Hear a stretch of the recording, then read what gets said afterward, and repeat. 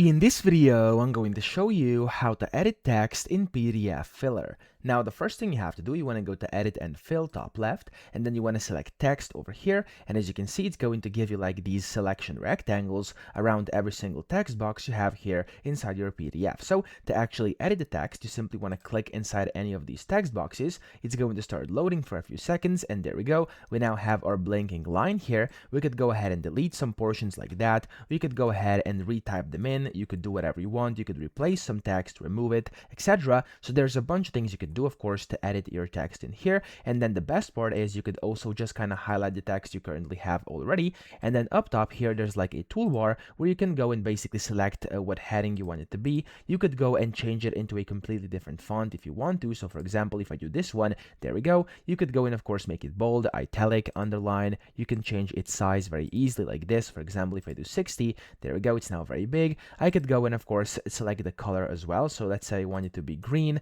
As you can see, the text is now green. And of course, there's a bunch of different formatting colors you have over here on the right as well. And yeah, that's pretty much it. So that's how to edit your text. I hope this video helped you out. If it did, please subscribe to the channel and help me out as well.